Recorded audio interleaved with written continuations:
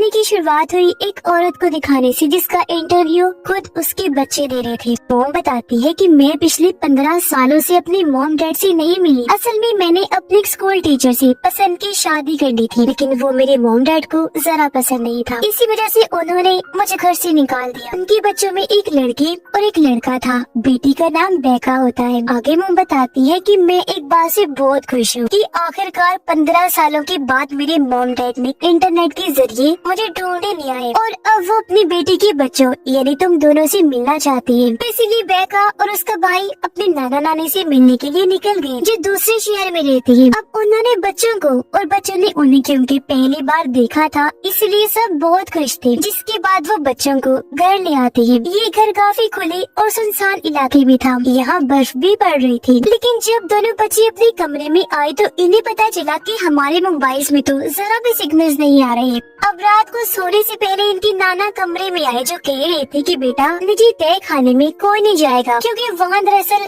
फालतू सामान है, काई जमी हुई है, तो तुम लोग फिसल कर गिर भी सकते हो। और हाँ बच्चों, तुम जानते तो हो कि मैं और तुम्हारी नानी बूढ़ी हो गई हैं, तो हम बहुत जल्दी ही सो जाती हैं, तकरीबन 9:30 बजे। इसीलिए हमने असूल बनाया हुआ है कि 9:30 बजे के बाद कोई भी कमरे से बाहर नहीं जाता। तो तुम भी ख्याल रखना इस वक्त के बाद कोई बाहर ना निकले। इतना कहकर वो वहाँ से चले जाती है। पर जैसे ही रात के 10:23 हुए, बेका जो सोई नहीं थी, उसका अपनी नानी की बनाई हुई पसंदीदा डिश खाने का दिल कर रहा था। इसीलिए मना करने के बाद भी वो चुपके से अपने कमरे से बाहर आ गई। साथ साथ वो वीडियो भी बना रही थी। पर तभी अचानक उसने अपनी नानी को बड़ी अजीब हालत में देखा। उन्होंने काफी खुले सफेद रंग के कपड़े पहन रखे थे, बाल भी खोले हुए थे, जगह जगह वो उल्टियाँ कर रही थी। ये देखकर बेका पूरी तरह से हैरान रह गई, तो वापिस अपने कमरे में आकर सो जाती है। लेकिन अगली सुबह जब उसकी आँख खुली तो बाहर आकर उसने देखा कि नानी तो बिल्कुल ठीक है, जो उसके भाई टाइगर के साथ बैठी बातें कर रही है,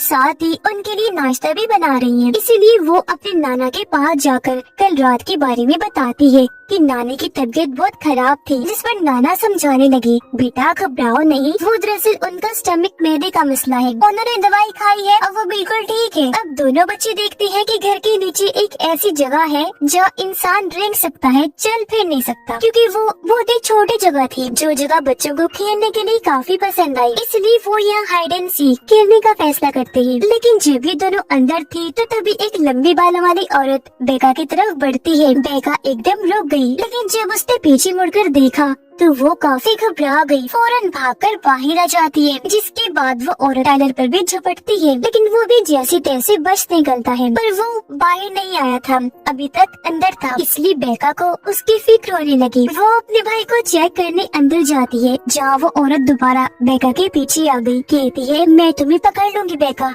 बचकर कहाँ जाओगी। जो सुनकर एक बार फिर बेका दोबारा से बाहर आ जाती है, जहाँ इस बार उसका भाई भी साथ बाहर आ गया था। लेकिन इसी वक्त वो औरत जो इनके पीछे पड़ी हुई थी, घुटनों के बल बाहर आ जाती है। पता चला कि वो और कोई नहीं बल्कि बच्चों की नानी है, जो इनके साथ मजाक कर रही थी। इनको डरा कर वो जोर जोर से हंसने लगी। उनके जाने के बाद बच्चों को बहुत गुस्सा आया। खैर अब ये अपने नाना के साथ उस स्कूल में जाती है जहाँ इनकी मॉम पढ़ा करती थी। इनके पास कैमरास थे, जिनमें वीडियो ये इसलिए बना रहे थे क्योंकि यहाँ की वो पूरी फिल्म बनाना चाहते थे। वहाँ पहुँचकर इन्हें नाना कहते हैं कि मुझे कुछ अजीब लग रहा है, जैसे कोई हमारा पीछा कर रहा है। वहाँ एक लड़का खड़ा था, जिसके पास नाना जाकर बगैर सोचे समझे उसे पीटने लगते हैं। हालांकि बच्चे उन्हें मना भी करते हैं, लेकिन नाना ने नहीं सुना, जिस बात से बच्चों को काफी हैरानी हुई, क्योंकि सच में वो इनका पीछा नहीं कर रहा था, वो तो इनको जानता तक नहीं था। रात को जब दोनों बच्चे अपने कमरे में सो रहे थे तो तभी अचानक बेका की आँख एक आवाज से खुल गई। दरवाजे के पास जाकर जब उसने कान लगाकर सुना तो ऐसा लग रहा था जैसे बाहर कोई दीवार या दरवाजे को खुरच रहा है। फौरन अपने भाई को जगाकर इस बारे में बताती है। टाइलर कहता है कि हमें दरवाजा खोलना चाहिए। दरवाजा खोला तो वो अपनी नानी को एक बार फिर बड़ी अजीब हालत में देखते हैं। मुंह दीवार की तरफ किया हुआ था, अपने नाखूनों से जोर जोर से दीवार को खुरच रही थी। इससे पहले कि नानी की नजर इन पर जाती, वो जल्दी से दरवाजा बंद कर देती है। पर अब इनकी हालत काफी खराब हो गई थी। अगली सुबह बेका अपने नाना को नानी की अजीब हरकतों के बारे में बताती है। समझ नहीं आ रही कि उनके साथ क्या है। इस पर नाना बताते हैं कि तुम्हारी नानी को एक दिमागी बीमारी है, जैसे रात को कुछ लोग नींद में चलते हैं ना, क्योंकि उन्हें ये बीमारी होती है। वैसे ही तुम्हारी नानी को जो बीमारी है उसे सनडाउन कहा जाता है। इसमें लोग सूरज के ढलते रात के अंधेरे में अजीबोगरीब हरकतें करते हैं। उस टाइम उसे कुछ होश नहीं होती और ऐसा 9:30 बजे के बाद ही होता है। तो अब तुम दोनों के लिए बेहतर होगा कि इस टाइम के बाद अपने कमरे से बाहर मत निकलना। कुछ देर बाद खिड़की से इनकी नानी कहती है, बच्चों आई एम सॉरी, मुझसे ये गलती हो गई है। साफ सफाई करते हुए तुम्हारे लैपटॉप की कैमरा पर मुझसे कुछ लग गया है। हालांकि मैंने वो बहुत साफ करने की कोशिश की पर नहीं हुआ। ये सुनकर टाइलर को अपनी नानी पर शक होने लगा कि उन्होंने ऐसा जानबूझ के किया और रात में जो वो हरकतें करती है वो भी जानबूझ के ही करती है। जिसके बाद ये कॉल पर अपनी मॉम से बातें करती है। टाइलर अपनी मॉम को बताता है कि मामा मुझे यहाँ बिल्कुल अच्छा नहीं लग रहा। नाना और नानी बहुत अजीब है, उल्टे उल्टे हरकतें करते हैं। जो सुन उसकी मॉम हंसने लगी। अरे बेटा ऐसा कुछ नहीं है, वो बहुत अच्छे हैं, तुम लोगों से प्यार करती हैं। तुम्हें ऐसा इसलिए लग रहा होगा क्योंकि वो बूढ़े जो हो गए हैं। तो मेरा बच्चा परेशान ना हो, आराम से रहो, एंजॉय करो। बेका भी अपनी मॉम की हाँ में हाँ मिलाती है। थोड़ी देर बाद बेका अपनी नानी के पास जाती है। नानी मैं आपका इंटरव्यू लेना चाहती हूँ क्योंकि जो कुछ भी आप बोलेंगी मैंने उसे रिकॉर्ड करना है। जिस पर उसकी नानी मान गई। पहला सवाल ये पूछा कि जब मॉम घर छोड़ के गई थी तब आपको कैसा लगा था। ये सवाल सुनते ही नानी को कुछ होने लगा। वो अपना मुंह बंद करके जोर जोर से सर हिलाकर कहती है, नहीं मैं तुम्हें इंटरव्यू नहीं दूंगी। अब टाइलर को अपनी नानी पर शक था तो सच जाने के लिए वो बाहर वाले कमरे में खुफिया कैमरा लगाने लगता है। लेकिन तभी यहाँ बेका आ गई जो उसे ये कहकर मना कर देती है कि नहीं टाइलर, बहुत बुरी हरकत है, तुम ऐसा नहीं कर सकते। इसी रात जब दोनों बच्चे अपने कमरे में थे तो इन्हें बाहर किसी के कदमों की जोरदार आवाजें आने लगी जैसे कोई घर में भाग रहा है। टाइलर बोलता है, मैं दरवाजा खोल कर देखता हूँ कि क्या हुआ। बेका कहती है, अच्छा संभल कर, पूरा नहीं, हल्का सा दरवाजा खोलना, ओके। जिस पर टाइलर हल्का सा दरवाजा खोलकर बाहर देखता है जहाँ इनकी नानी अपनी रोज वाली हालत में पूरे घर में भाग रही थी। फिर अचानक वो घुटनों की बल चलकर इनकी तरफ बढ़ने लगी। अब इससे पहले कि कमरे में घुसते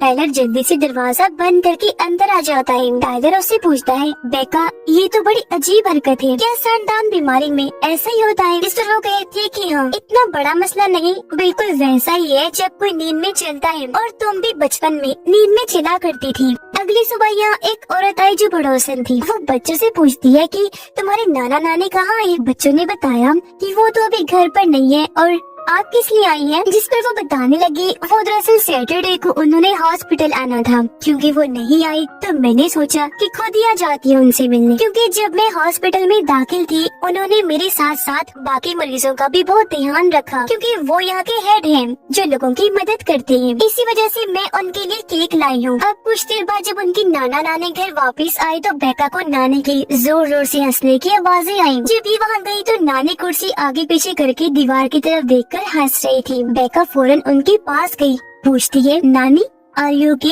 ऐसे जोर जोर से क्यों हंस रही हैं आप? इस पर नानी बताने लगी, बेटा मेरे अंदर एक खौफ है, एक डर है, बहुत ही खतरनाक किस्म का। जो कहकर वो अपने गले वाले स्कार्फ को मुंह पर लाकर अपना दम घोटने की कोशिश करती है ताकि वो मर जाए। ये देखकर बेका घबरा गई, कहने लगी, स्टॉप नानी, नानी स्टॉप, क्या करेंगे आप? ये करना बंद करेंगी? और तभी वो उनके हाथ रोककर जैसे तैसे उनको रोक लेती है। नानी ये सब क्या हो रहा है, ऐसा क्यों किया आपने? जब नानी बहुत मासूम अंदाज में कहती है, बेटा मेरे अंदर का डर इतना खतरनाक है कि उसे झेलने और छुपाने के लिए मुझे हंसना ही पड़ता है। बेका को ये सुनकर अजीब लगा तो सारी बात बताने के लिए वो फौरन अपनी नाना के पास गई। लेकिन देखती है कि नाना जी गन का मुंह अपने चेहरे की तरफ करके अपनी जान लेने के लिए तैयार बैठी है। पर जब उनकी नजर बेका पर पड़ी वो बौखला गई, घबराहट में गन को साफ करने लगे। कहते हैं, वो बेटा मैं गन साफ ही कर रहा था, खुद पर तो नहीं चलाने वाला था। जो देखकर उसे अजीब लगा। वो समझ गई कि यहाँ कुछ तो गड़बड़ है। न सिर्फ नानी बल्कि नाना को भी कोई जहनी बीमारी है या कुछ चीजें ऐसी है जो हमें समझनी होंगी। इसीलिए वो अपने भाई के साथ उस जगह पर खुफिया कैमरा लगा देती है जहाँ उसका भाई पहले लगाने वाला था। जिसके बाद ये दोनों अपने कमरे में आ गए। लेकिन जैसे 9:30 बजे की बात का टाइम शुरू हुआ, नानी हाथ में चाकू लिए इनके कमरे के बाहर मंडलाने लगी और फिर इनके दरवाजे पर दस्तक देने लगती है। अगली सुबह उठकर जब इन्होंने कैमरा चेक किया जो देखकर दोनों बच्चे काफी डर गयी। बेका उसे कहती है कि आज हमारा यहाँ आखिरी दिन है, कल हम यहाँ से चले जाएंगे, ठीक है ना? तो घबराओ नहीं और हाँ सब कुछ ऐसे करना है कि उन्हें शक न हो। फिर जब ये दोनों बाहर खेल रहे थे तो नाना आकर पूछते हैं कि सब ठीक तो है ना बच्चों। बेका जवाब देती है कि सब ठीक है नाना जी, लेकिन मैं आपका इंटरव्यू लेना चाहती हूँ। और अब वो अपने नाना को बिठाकर उनसे सवाल जवाब करती है। पूछती है जब आप काम किया करती थी तब आपको कैसा लगता था। नाना कहती है कि काम के दौरान मुझे हर वक्त एक सफेद रंग की परछाई दिखती थी जिसकी आंखें पीली पीली थी, जो हमेशा वहाँ घूमती रहती थी। ये सुनकर बेका को यकीन हो गया कि जरूर नाना के साथ भी कोई गड़बड़ है, क्योंकि सवाल वो कुछ कर रही थी, जवाब उसे कुछ और ही मिल रहा था। साथ ही यहाँ पता चला कि नाना को एक ऐसी बीमारी है जिस वजह से वो हमेशा डायपर पैम्पर पहन के रखती थी, क्योंकि उन्हें कंट्रोल नहीं था, उन्हें बिल्कुल भी पता नहीं होता, वो अपने कपड़े गंदे कर लेते हैं। अब कुछ देर के बाद इनकी वही पड़ोसन आती है जो केक लेकर आई थी। बच्चे ऊपर से देखते हैं कि नीचे नाना नानी उस औरत से किसी बात को लेकर बहस कर रही थी, लेकिन थोड़ी देर बाद वो उसे अपने साथ अंदर ले जाने के लिए मान जाते हैं। कुछ देर के बाद नाना नानी बाहर है, जिन्हें देखकर टाइलर बेका को बताता है कि ये दोनों उस औरत को भी साथ लेकर गए थे और ये अकेले ही बाहर आए, वो नहीं आई, जिस वजह से दोनों ही काफी घबरा गए। अब बेका ने अपने लैपटॉप का कैमरा ठीक कर लिया था जो नानी ने खराब कर दिया था, और क्योंकि उनकी मोम भी घर वापस आ गई थी, इसलिए दोनों बच्चे उन्हें वीडियो कॉल करते हैं। कहने लगे मोम आप जल्दी से गाड़ी में बैठे और हमें लेने के लिए फौरन आ जाएं। इस पर मोम कहती है बेटा आ जाऊंगी, क्या हो गया है, रिलैक्स रहो, इतना लंबा सफर है, मैं गाड़ी में कैसे आ सकती हूँ। बेका उन्हें बताती है मम्मा आपको नहीं पता यहाँ बहुत कुछ अजीब हो रहा है। मामा पूछती है अच्छा बताओ इस वक्त तुम्हारे नाना नानी कहाँ है। बेका जवाब देती है वो नीचे खड़ी है।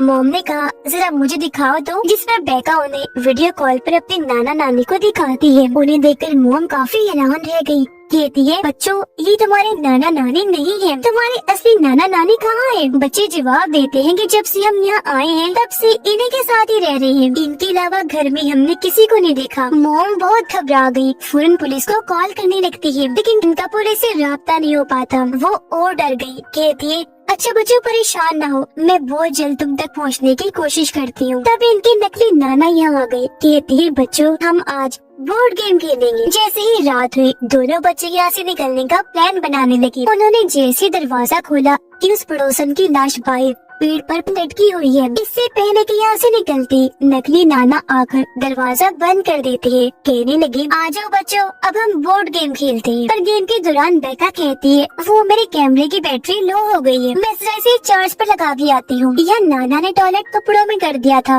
इसलिए वो भी यहाँ से चले गई और अब यहाँ सिर्फ नानी और टाइलर ही थे। अचानक उसकी नानी नॉर्मल से अजीब तरह खाना शुरू कर देती है, फिर कैमरा की तरफ देखकर जोर से चिल्लाने लगी। कुछ देर बाद जब नकली नाना वापस आई तो नानी को बड़ी अजीब पोजीशन में खड़ा हुआ देखते हैं और बस एक ही बात कहती है लगता है 9:30 हो गई, इसलिए वो उसे कमरे के अंदर ले जाते हैं। अब बेका तय खाने में जाती है क्योंकि वो यहाँ असली नाना नानी को ढूंढने आई थी। यहाँ आकर उसे असली नाना नानी की तस्वीर मिल जाती है, साथ ही एक शर्ट भी जिस पर मेडल हॉस्पिटल के बारे में लिखा हुआ था, जो दरअसल एक पागल खाना था। फिर बेका वहाँ रखे एक कंबल को जैसे हटाती है वहाँ इसे 2 बूढ़े लोगों की लाशें दिखती है, जो और कोई नहीं बल्कि उसके असली नाना नानी थे, जिन्हें देख वो बेहद डर गई। लेकिन तभी यहाँ उनके नकली पागल नाना आ जाते हैं। असल में मेडल हॉस्पिटल वाली जो शर्ट बेका को मिली थी वो इन्हीं की थी, क्योंकि इनका दिमागी तवाज़ुन बिल्कुल भी ठीक नहीं था, ये वहाँ दाखिल थी। दरअसल इनके असली नाना नानी हॉस्पिटल जाया करते थे लोगों की मदद करने के लिए, तब ये दोनों भी उसी हॉस्पिटल में ही मरीज थे। असली नाना नानी इन दोनों को अपने घर ले आए थे, पर क्योंकि ये तो पहले ही दिमाग से पागल थे, इन्होंने असली नाना नानी को मार दिया और उनकी पहचान खुद ले ली। इन्होंने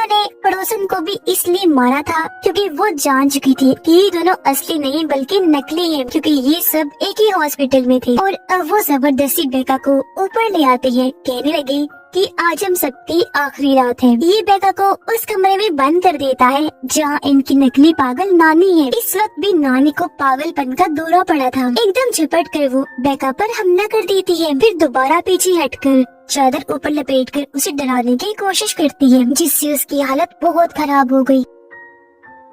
अब एकदम पीछे से झपट कर उस पर दोबारा हमला कर देती है। जोर जोर से शीशे पर दे मारती है, फिर बेड पर लिटाकर जानवर जैसा सलूक करने लगी, जैसे उसे काट लेगी। इससे पहले वो उसे जान से मारती है। बेका टूटे कांच का टुकड़ा पकड़ के नानी पर हमला कर देती है। वो कांच को बार बार गर्दन में घुसाती रहती है और नानी की जान बड़ी बेरहमी से ले लेती है। नीचे टाइलर बुरी तरह से डरा हुआ था। तभी उसके पास नकली नाना आकर कहता है, मैं तुम्हें शुरू से ही पसंद नहीं करता और तुम्हें जर्म्स जरासीम से मसला है ना, तुम्हें एलर्जी है ना। असल में टाइलर को गंदगी से एलर्जी थी, इसलिए ये नकली नाना अपना डायपर जो पूरी तरह से गंदा था उसे निकाल कर टाइलर के मुंह पर लगा देता है। लेकिन तभी पीछे से बेका आकर नाना पर झपट पड़ती है, उसे पकड़कर आंखें फोड़ने की कोशिश करती है। टाइलर को भी बहुत गुस्सा आया, वो भी अपना कंट्रोल खो चुका था। इस पागल आदमी जो उसकी बहन को मार रहा था उसे फ्रिज के पास धक्का देता है, फिर बार बार फ्रिज से उसे इतना मारता है कि उसकी जान ही ले लेता है। जो करने के बाद टाइलर जोर जोर से चिल्लाने लगा। बेका बड़ी मुश्किल से अपने भाई को शांत करके घर से बाहर ले आई। इन्होंने देखा कि हमारी मोम पुलिस को लेकर यहाँ आ गई है। अब बच्चों की मोम इनके पास आकर बहुत रोने लगी। बेका अपनी मोम को संभालती है, एक दूसरे के गले से लगकर बहुत रोती है। इस फिल्म की कहानी यहीं पर खत्म हो जाती है।